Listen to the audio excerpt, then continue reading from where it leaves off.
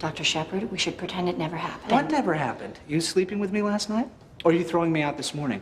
Because both are fond memories I like to hold on to.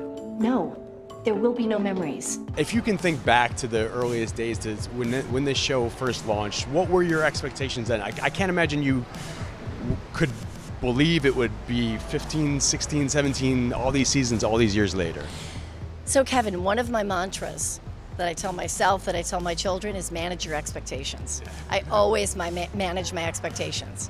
I never expect a lot, and then you're pleasantly surprised. So I don't think I was expecting a lot. I don't think anybody was. You know, they changed the name a couple times. They didn't really give us an air date, so no one really ever knows, especially the TV, it's so hard. I mean, now it's even harder, but back then it was completely different because we didn't have streaming. So, but anyway, you know, no expectations. Was there a moment where you felt it was becoming this phenomenon? Yeah, after the first day that it aired, it was pretty obvious. Yeah, it was pretty crazy. Yeah, I think any kind of success, there's a certain amount of magic to it. It's hard to duplicate, and you know, we were a mid-season replacement, so we weren't sure if it was even going to get on the air. We did the entire first season not knowing. And then we were told, okay, we like it, but you know, we're not sure about it. We're going to release it mid-season. And then when it came out, it started to slowly build over that first season. So I remember I was actually at Indy 500, and everything had changed. Not overnight, but it felt like it was overnight. That was when you felt it becoming basically a phenomenon. Momentum, and then things changed. Yes. Are you keeping up with it since leaving this show? Are you DVRing it? Are you trying to watch? I love the honesty so much.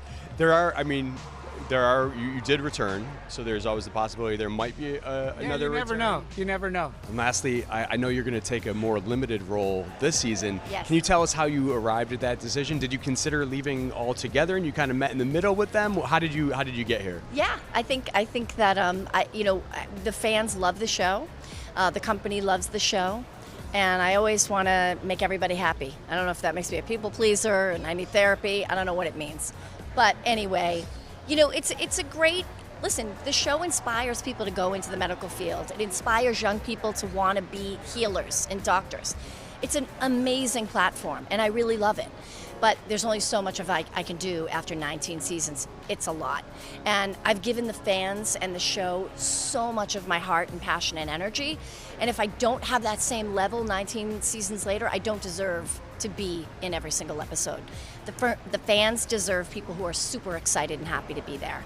And these new kids that we have coming in are very excited and happy to be there. And I'm still going to come in and out.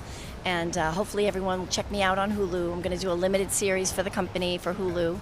And it was an opportunity that I couldn't pass up. You know, I did want to step away, and they were gracious enough to hear me. And then they were also more gracious than that to then offer me another role.